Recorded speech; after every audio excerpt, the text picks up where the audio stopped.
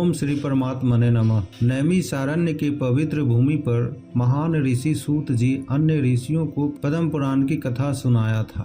यह घटना महाभारत युद्ध के बाद हुई थी, जब ऋषि मुनि शांति और ज्ञान की तलाश में नैमिषारण्य में इकट्ठा हुए थे। पद्म पुराण 18 महापुराणों में से एक है और यह भगवान विष्णु की महिमा का वर्णन करता है। ऋषि सूत जी ने इस पुराण की कथा सुनाकर अन्य ऋषियों को भगवान विष्णु के विभिन्न अवतारों और उनके कार्यों के बारे में बताया। नैमिषारण्य में ऋषि सूत जी द्वारा पद्म पुराण की कथा सुनाने की घटना हिंदू धर्म में एक महत्वपूर्ण घटना है और यह आज भी भक्तों को प्रेरित करती है। नमस्कार मित्रों, मैं हूं अरविंद। पद्म पुराण की इस पावन कथा के वीडियो में आपका बहुत बहुत स्वागत है। मित्रों, पद्म पुराण की कथा में कुछ अध्याय के श्लोक जिस अध्याय से शुरू होता है उसका कुछ भाग दूसरे अध्याय से जुड़ा होता है। अतः कथा को ठीक से समझने के लिए इस वीडियो में अध्याय 8 का पहला भाग और फिर अध्याय 7 के दूसरे भाग को देखेंगे। अध्याय 7 का पहला भाग और अध्याय 8 का दूसरा भाग का अलग से वीडियो है। पद्म पुराण खंड 1 अध्याय 8 के पहले भाग की कथा इस प्रकार है। गंगा पुत्र भीष्म पुलस्त्य ऋषि से प्रश्न करते हैं, ऐसा सुना जाता है कि पृथ्वी का उपभोग पहले अनेक राजा करते थे। पृथ्वी से उनके संबंध के कारण उन्हें पार्थिव कहा जाता है, परंतु पृथ्वी किसके साथ संबंध के कारण तथा कथित है। उन्होंने दूसरा प्रश्न किया, पृथ्वी को यह तकनीकी नाम क्यों दिया गया है? मुझे बताओ कि इसका नाम गौ क्यों है या इसे भू क्यों कहा जाता है? पुलस्त्य ऋषि ने कहा, पूर्व में अंग नाम से कृत युग का प्रजापति था। उन्होंने मृत्यु की अत्यंत कुरूप पुत्री सुनिधा से विवाह किया। उसका पुत्र वेना था। वेना राजा दुष्टता में आसक्त, कामी तथा बलशाली था। उसने लोगों के साथ अधर्म किया और दूसरों की स्त्रियों को छीन लिया। यद्यपि उसके कार्यों में सुधार और दुनिया की भलाई के लिए महान ऋषियों ने उससे प्रार्थना की, लेकिन अशुद्ध मन के कारण जब महर्षिगण वेन को मोह और अहंकार से किसी तरह हटा न सके, तब उन्हें बड़ा क्रोध हुआ और अराजकता के भय से व्यथित पाप रहित ब्राह्मणों ने उसे शाप देकर मार डाला और बलपूर्वक उसके शरीर का मंथन किया। वेन की बाईं जंघा का मंथन करने लगे। इससे एक काले रंग का पुरुष उत्पन्न हुआ जो बहुत ही नाटा था। वह भयभीत हो हाथ जोड़कर खड़ा हो गया। उसे व्याकुल देख अत्रि ऋषि ने कहा, निषिद्ध बैठ जा। इससे वह निषाद वंश का प्रवर्तक हुआ और वेन के पाप से उत्पन्न हुए धीवरों की सृष्टि करने लगा। तत्पश्चात महात्माओं ने पुनः अरणी की भांति वेन की दाहिनी भुजा का मंथन किया। मंथन के दौरान अंग के स्पर्श से उसके दाहिने हाथ से दिव्य तेज से परिपूर्ण धर्म कर्म करने वाला धनुष, बाण, गदा, रत्न, कवच और भुजाओं से युक्त पृथु नाम का धर्मात्मा पुत्र उत्पन्न हुआ, जो स्वयं भगवान विष्णु थे। उनका जन्म हुआ। ब्राह्मणों द्वारा पवित्र किए जाने और अत्यंत कठिन तपस्या के बाद विष्णु के वरदान के कारण वह सभी का स्वामी बन गया। पृथ्वी को पवित्र और अध्ययन से रहित, देवताओं को अर्पित किए बिना और धार्मिक आचरण से रहित देखकर वह असीमित वीरता क्रोध के कारण अपने बाण से पृथ्वी को नष्ट करने के लिए तैयार था। तब पृथ्वी गाय का रूप धारण करके भागने लगी। पृथु ने धनुष और बाण लेकर पृथ्वी रूपी गाय का पीछा किया। फिर एक जगह रुककर पृथ्वी बोली, मैं क्या करूं? पृथु ने भी ये शब्द कहे, हे धर्मनिष्ठ व्रतियों, संसार जो चाहता है अचल और जंगम, उसे शीघ्र दे दो। पृथ्वी ने कहा, ठीक है। पृथ्वी लोक की शुभ एवं सुखदायक बातें सुनकर राजा ने उसे स्वीकार कर लिया। फिर उन्होंने स्वयंभू मनु को एक बछड़े में बदल दिया और गाय के रूप में पृथ्वी से जड़ी बूटियों और अनाज को अपने हाथों में रखकर दूध निकाला। वह दूध भोजन बन गया जिस पर जीव जीवित रहते हैं। तब फिर ऋषियों द्वारा पृथ्वी को दुहा गया। सभी महान ऋषियों ने बृहस्पति को एक श्लोक में बदल दिया और इंद्रियों को एक बिंदु में बदल दिया। उन्होंने शब्द, मन और श्रवण को शुद्ध करने के लिए सभी प्रकार के वैदिक ज्ञान का दूध निकाला। वहाँ वेद घड़ा था और तपस्या दूध। सभी देवताओं ने स्वर्ग के राजा इंद्र को एक बछड़ा बनाया और पृथ्वी से सोम नामक पेय पदार्थ निकाला जो अमृत है। इस प्रकार वे मानसिक कल्पना और शारीरिक एवं इंद्रिय शक्ति में बहुत शक्तिशाली हो गए। देवताओं का कलश सुनहरा और पितरों का कलश चांदी का था। जब यम बछड़ा थे और स्वधा दूध थी, तब मृत्यु के देवता ने उसे दूध पिलाया। सांपों का घरा एक बिल था और तक्षक उसका बछड़ा था और 20 दूध था। और धृतराष्ट्र और राक्षसों ने भी उसे लोहे के बर्तन में दूध पिलाया। दूध शत्रुओं को परेशान करने वाला था। वह बछड़ा प्रहलाद का पुत्र विरोचन था। उस समय दूध देने वाला त्रिमूर्धन था जो छल को बढ़ावा देता था। हे राजन, स्वयं को छुपाने की इच्छा रखने वाले यक्षों ने भी प्राचीन काल में पृथ्वी को दूह कर विवस्वान को, जिसके पास मणि थी, बछड़ा बनाया। दुष्ट आत्माओं और पिशाचों के दलों ने पृथ्वी को दूह लिया। गुदे को और लोहू को दूध के समान जमा दिया। रौप्यनाभ दूध वाला था और सुमालिन बछड़ा था। गंधर्वों ने फिर से दिव्य अप्सराओं के समूह के साथ मिलकर पृथ्वी को दूहा, जिससे चित्ररथ गंधर्व को बछड़ा और कमल पंखुड़ी दूध में सुगंध मिली। अथर्ववेद के विशेषज्ञ वर रुचि ने गाय का दूध निकाला।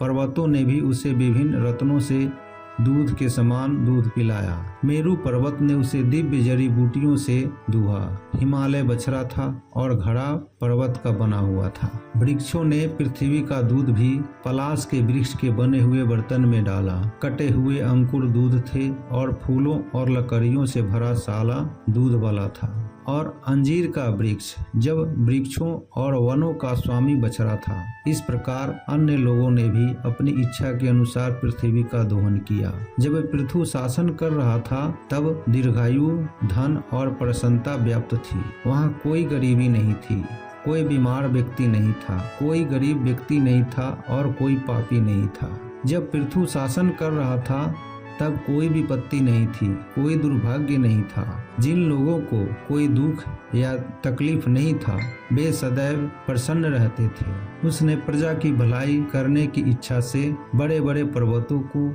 अपने धनुष की नोक से उखाड़ कर पृथ्वी लोक को समतल कर दिया। वहाँ कोई दुर्गम शहर या गांव नहीं थे।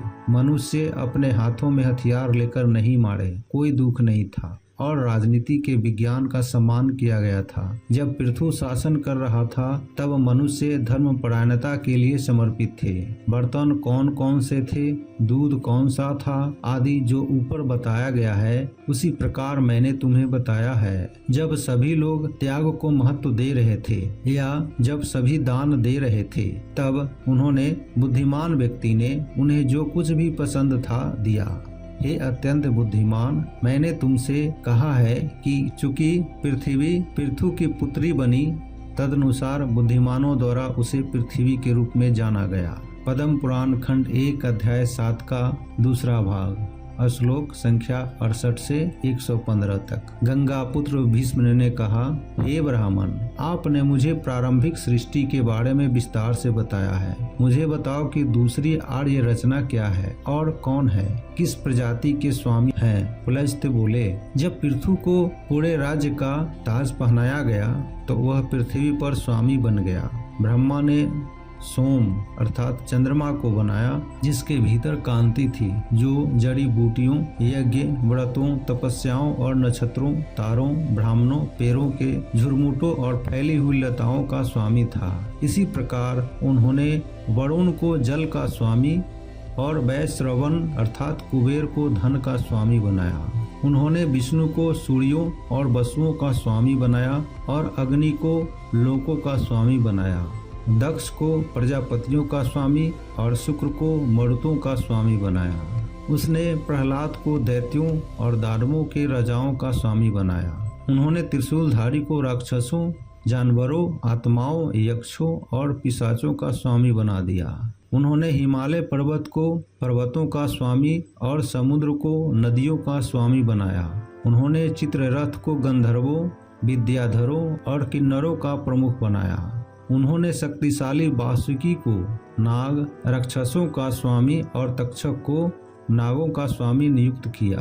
उन्होंने ऐरावत नामक ऐरावत हाथी को चतुर्भुज हाथियों का स्वामी बनाया। उन्होंने सुपर्ण को पक्षियों का स्वामी और उच्च शर्वा को घोड़ों का स्वामी बनाया।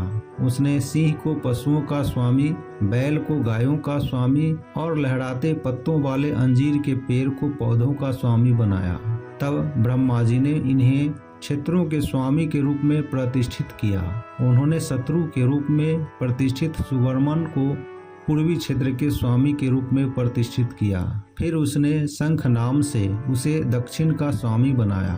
ब्रह्मा ने केतुमंत को पश्चिम दिशा का स्वामी बनाया। तब प्रजापति ने मेघ के पुत्र हिरण्यरोमन को उत्तर दिशा का स्वामी बनाया। अब भी क्षेत्र के स्वामी सदैव अपने ऊपर पृथ्वी की रक्षा का उत्तरदायित्व निभाते हुए पृथ्वी की रक्षा करते हैं। इन चारों के साथ उन्होंने सबसे पहले पृथु नाम के एक व्यक्ति को पृथ्वी के राजा के रूप में स्थापित किया। जब चाक्षुष नामक मनु का काल समाप्त हुआ तो उन्होंने पृथ्वी पर वैवस्वत मनु का काल बनाया। जब चाक्षुष नाम के मनु का काल समाप्त हो गया और जब वैवस्वत नामक काल आया तो वह सौर परिवार में पैदा हुआ। उसने अपने प्रतीक चिन्ह के साथ इस जंगम और अचल सृष्टि का राजा बन गया। पुलस्त्य ने कहा, हे कुरुपुत्र, मनु के सभी काल और उनके जीवन एक कल्प की माप और उसमें हुई सृष्टि को संक्षेप में एकाग्र और दयालु मन से सुनो।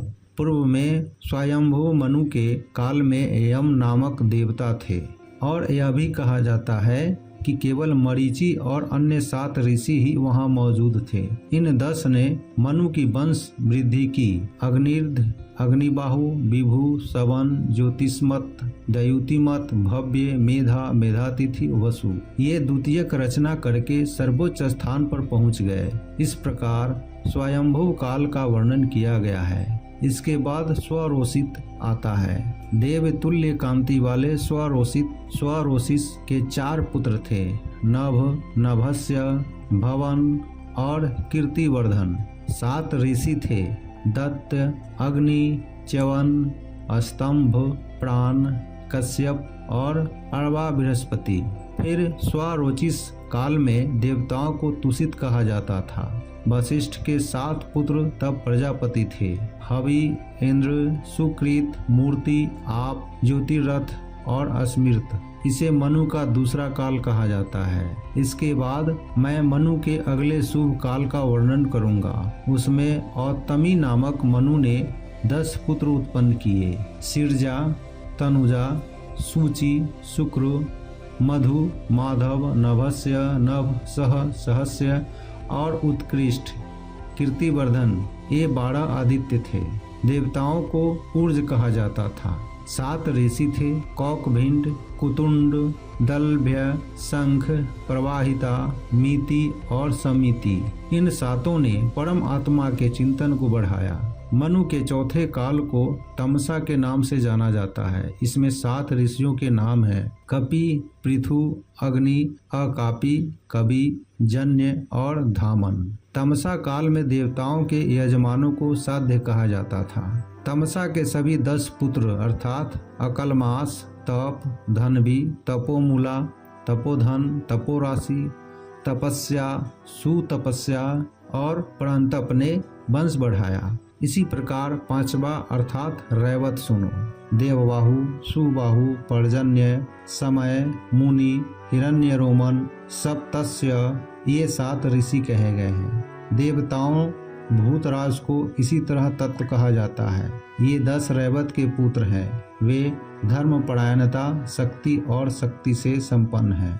अवसा, तत्वदर्शिन, वितिमान, हव्य, कपि, मुक्ता, निरुत्सुक, सत्व, निर्मोह और प्रकाशक। चाक्षुष काल में भृगु, सुधामा, विराज, सहिष्णु, नारद, विवस्वान और कृति 7 ऋषि थे और देवताओं को लेखा के नाम से जाना जाता था और विभुओं को भी अलग से देवता कहा गया है। जब चाक्षुष काल शुरू हुआ तो देवताओं के पास 5वीं दुनिया थी और इसी तरह चाक्षुष के 10 पुत्र थे, रुरु और अन्य। इनका उल्लेख मैं स्वयंभू परिवार में पहले ही कर चुका हूँ। इस प्रकार मैंने आपसे चक्षुष काल का वर्णन किया। मैं अब तुम्हें 7वें के बारे में बताऊंगा, जिसे वैवस्वत कहा जाता है। अब 7 महान ऋषि हैं, अत्रि और वशिष्ठ, कश्यप और गौतम, चिंतनशील भरद्वाज, वीर विश्वामित्र और जमदग्नि। धर्म कर्म स्थापित करके वे सर्वोच्च स्थान पर पहुंच जाएंगे। मैं तुम्हें सावर्ण मनु के भविष्य के काल का वर्णन करूंगा। इस मनवंतर के ऋषियों को कहा जाता है अश्वत्थामन, शरद्वान, कौशिक, गालव, शतानंद, कश्यप और राम। धृति, वारियान, यवसु, सुवर्ण और धृति। वरिष्णु, वीर्य, सुमति, वसु और शक्तिशाली शुक्र को भविष्य के सावर्णी मनु के पुत्र कहा जाता है। रच आदि भी मनु कहे गए हैं। रच्य प्रजापति रुचि का पुत्र मनु होगा और भूति का पुत्र भत्य भी एक मनु होगा। फिर ब्रह्मा के पुत्र मेरु सावर्णी को मनु कहा जाता है। ऋभु और अस्तुधामन, विश्वसेन भी एक मनु होंगे। अतीत और भविष्य के मनु का मेरे द्वारा वर्णन किया गया है। हे राजकुमार, इनमें से प्रत्येक का 1000 युग पर कब्जा हो जाएगा। इन सभी जंगम और अचर प्राणियों को अपने अपने समय में रचने के बाद वे कल्प के अंत में ब्रह्मा के साथ मुक्ति प्राप्त करेंगे। 1000 युग के अंत में वे बार बार नष्ट होंगे और ब्रह्मा के नेतृत्व में विष्णु में समाहित हो जाएंगे। जय श्री कृष्ण, जय श्री कृष्ण।